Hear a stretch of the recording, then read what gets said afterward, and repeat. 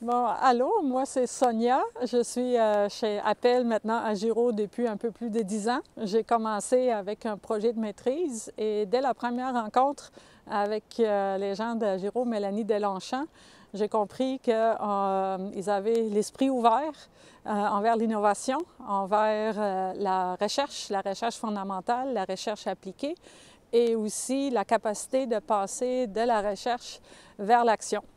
Et j'ai plusieurs exemples à travers mon parcours. Le premier, c'est qu'on m'a demandé de mettre en place un programme de suivi de la qualité d'eau pour le bassin versant de la rivière Saint-Charles et aussi de mettre en place un outil pour gérer les données.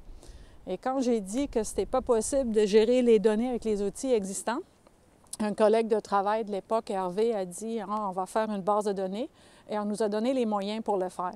Donc, on a développé un prototype d'une base de données.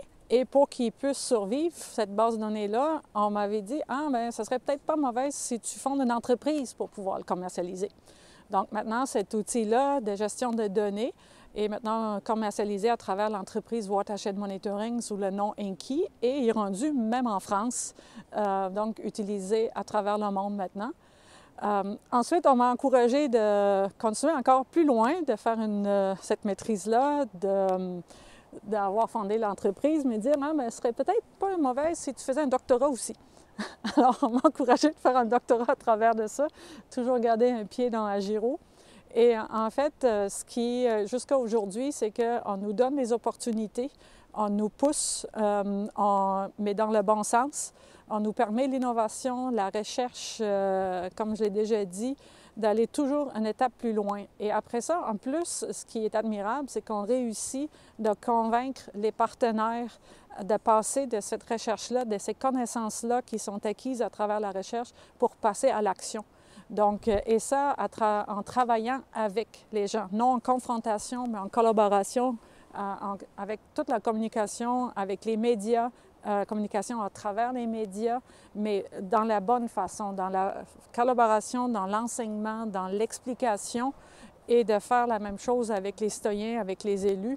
Et on se voit aujourd'hui, dans mon cas, moi, 10 ans plus tard, 40 ans plus tard pour Agiro, qu'on a fait des très grands gains, qu'on réduit les sels de vories pour améliorer la qualité d'eau des lacs de la région.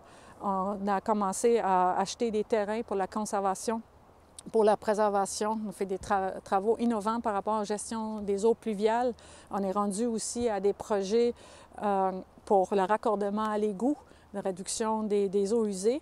Et en plus, on continue toujours à travers de tous ces travaux-là d'encourager les projets de recherche, de collaborer à des travaux de recherche pour avoir toujours être un petit peu en avance sur les problèmes qui s'en viennent ou qui cognent déjà à notre porte, comme les problématiques de contaminants d'intérêt émergent, comme les changements climatiques. Donc, on collabore avec toutes les universités de l'Est du Canada, on collabore avec les universités européennes pour être toujours un petit peu un pas de l'avance et de pouvoir être là et présent quand ces problèmes-là vont se manifester, puis quand on doit commencer à s'en occuper.